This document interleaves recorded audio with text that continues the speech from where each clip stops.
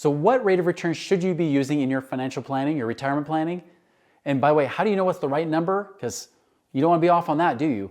That's what we're going to talk about in this video today to ensure that you can calculate it the right way so that you have a comfortable retirement. All right, so what do we mean by this rate of return in retirement, right? How do you find the right number to use for retirement planning? I'm going to talk about what's the real number that most financial advisors just won't be honest with you about. They won't tell you because it'll depress you. However, there's an alternative. There's a way to still get to retirement better and easier with the same dollars. But let's first dig in about what is that number for retirement, what's that rate of return, and then how can we make it better?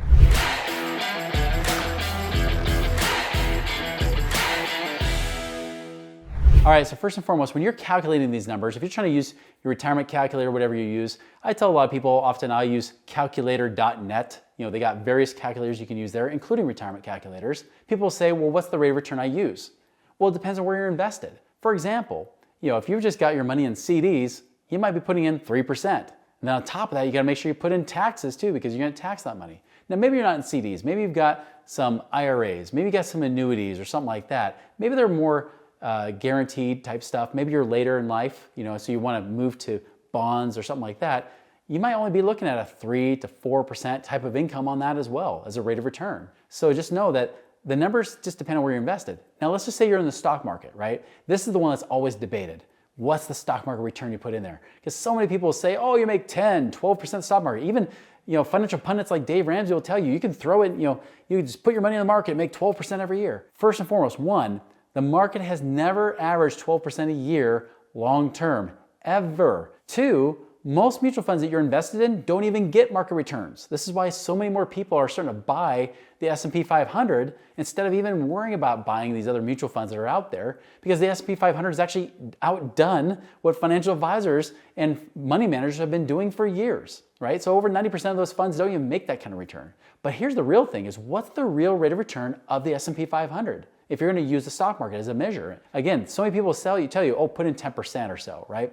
I've had people, even here on YouTube, some of you guys have argued with me, oh, it's 10.4% or 10.8% if you factor in dividends reinvested. Guess what, guys? It's not that high. That's the average return, but it's not the actual return. Here's what I mean. There's a difference between average return and actual yield, or an average actual yield. I first learned this actually as a financial advisor. This is when I started to question everything I was taught, and even the numbers I ran for my clients. Because I'll tell you, 20 plus years ago, I was showing people 12% rate of return. And that looked great. I would give people so much hope. I'm like, look, you make 12%. By the way, I'd also put inflation at like 2% to give them a little bit more hope. But I would put that at 12% return and say, look at how much money you'll have. But here's the thing, guys, that I actually also experienced Y2K. I experienced what happened after Enron crashed and everything else happened. I also experienced later on the Great Recession, things like that. And I saw the reality over these last couple decades. I've now been doing this for about 23 years. And over the last 2+ decades, I've seen more reality. And I remember when I was a financial advisor, this is 20 years ago, I'm sitting in a meeting and this guy's doing a training. He says, let's pretend you have a client with $100,000. And then that year, they lose 50%. How much do we have left? And we all said $50,000 because, we're like math geniuses and stuff, right? And so we all say $50,000. He's like, that's right. He's like, so guys, what rate of return do you need to get back up to $100,000? And of course, being the math geniuses we all were, we all said 50%. You lose 50%, you got to make 50%. And he says, wrong. It's not 50%. He's like, do the math, guys. Look, you lose 50%, you go from 100,000 to 50,000. You have $50,000 now, right? But if you get 50% return on $50,000, you only made $25,000. That means a 50% return only gets you to $75,000. So guys, what's the rate of return you need to get? By the way, there's over 50 of us in this room in this training. We all got this wrong. He says, so guys, what's the rate of return you need to get back to $100,000? We did the math in our head. We're like, okay, 50,000, you get to 100,000, you got to double, 100%. 100% return. He's like, that's right. 100% return will get you back to breaking even. Now guys, let's say this happened over a 2-year period of time. What was your average rate of return? And we said 0. He's like, no, do the math. So we did the math. He said, take 100 minus 50. This is taking us back to like our kind of advanced grade school basic math, right? 100 minus 50 is 50. Divided by 2 years gives you 25% average return. And we all kind of looked at him dumbfounded because we realized that the actual return was 0%, but the average return was 25%. Now, which number is true? They both are. The actual yield was 0. And by the way, when you have fees coming out, they probably have more like $98,000 left over, and you still made a 25% average rate of return, right? This blew our minds. And that's when we realized, I said, wait a minute, this is why if someone had money invested from 1995 to 2005, they would actually had more money not participating in the down years of the market. If they just had steady income, they'd have more money. This is also true later on, I would find out, in the year 2000. If you bought at the height of the market in 2000 and just left it there, that $100,000, did you know with fees and everything else coming out, even if you got market returns, and I'll tell you because this is true because I had many clients, dozens of clients say this over and over to me when we got to 2014, 2015, when they finally said, I finally made my money back. It took these people 15 years to get back to it. But guess what? The average return was still showing at least 4% during that period of time, average. But they were at a 0% actual yield, and that doesn't even count inflation or anything else. And this is why I had to leave financial advising. There were so many lies, so many overpromise, under-delivering. This is why so many people aren't retiring so comfortably well, because they're hearing this kind of crap day in and day out from all these financial experts and everybody else saying you get 10.4, 10.8% in the S&P 500. No, you don't. You don't even get 12%, guys.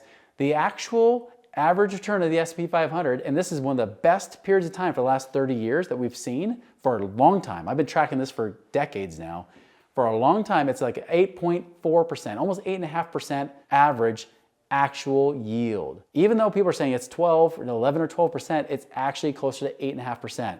Now, I know some of you guys, they're like little fact checkers will say, well, actually with dividends reinvested, you get more. And that's true. You might get about a 1.5% return. Those dividends reinvested in the S&P 500, which is the best you could probably hope for versus most mutual funds. Most of the time, they only give you about a 1.5% extra return on top over time. So maybe if you're lucky, you might eke out a 10% return. But remember, like I said, I've been tracking this for 20 years. This is the best 30-year period of time I've seen because the last 15 years, since 2009, has been straight up. Other than 2022, when there's a down year, every year has been up. 14 of the last 15 years have been up, when normally you'd usually have more like 10 or 11 years up and 4 or 5 years down. We haven't had that yet. We're way above the average return of the market. Usually, when I see it, not 8.5%, it's usually between 7 and 8 is pretty typical. So that usually means that maybe if you're lucky, you might pull off a 9% rate of return. So what are the number I use? Getting back to this question, like what is the number you use when you're calculating retirement? I usually tell people, especially if you're in 401ks, if you're in 401ks, even worse, I would probably calculate more like a 6 or 7% return. If you're investing in the S&P 500, I would say maybe an 8% return. But just understand, you also got to calculate inflation. And you do not want to put that at 2 or 3%. You will find out that it's wrong. You probably want to put that closer to 5%.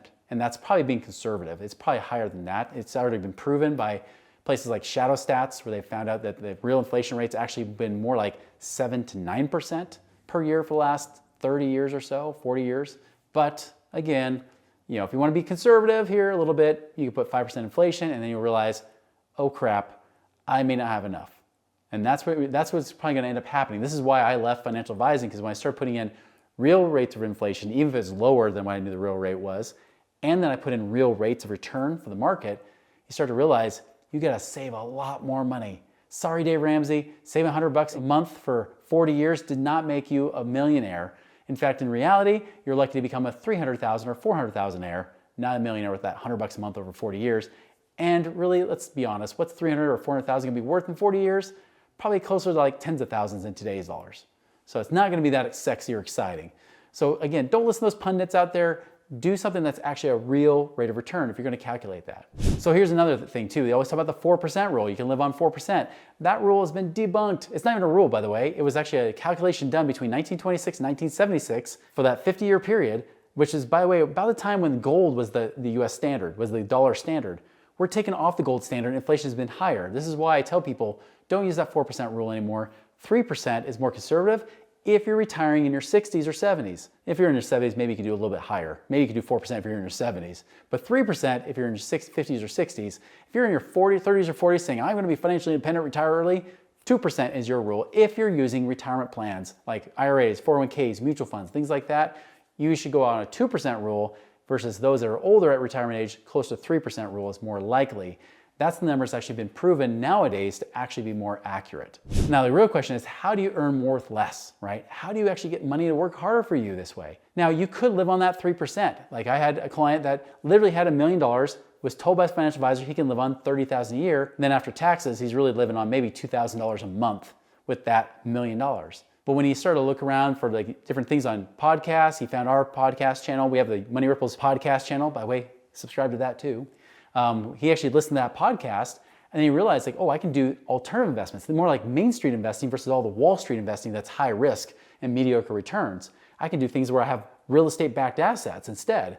And so he took that same $1 million, had it in his IRA, but then did a self-directed IRA, invested in different things like duplexes. Some of it he cashed out to put into duplexes so he got the tax benefits too. He did some things in oil and gas. He did some things in like apartment buildings and whatnot. His $30,000 a year that his financial advisor promised him now became $100,000 a year without touching his $1 million. He didn't have to kill his golden goose or starve it to death before he died. He could actually still keep the golden goose fat and even get fatter, laying fatter golden eggs by doing something like that. Now you got to be educated, you got to do it right. And so I recommend subscribing to that Money Ripples podcast channel. Start to really dig into that because there are some way better alternatives than you have. And hoping and praying you might be able to have enough, like really 98+% of people don't when they do retirement plan. They realize that they'll take a miracle to retire. Don't become the part of the 98%. Become part of the millions of us that have actually become financially free faster because cash flow is what creates freedom. Income is what gives you freedom, and that's what you're really wanting. You don't just want to know what the average return or whatever return you should be, rate of return you should be putting in the stock market. You want to know, will I have enough money to pay me when I get to that point?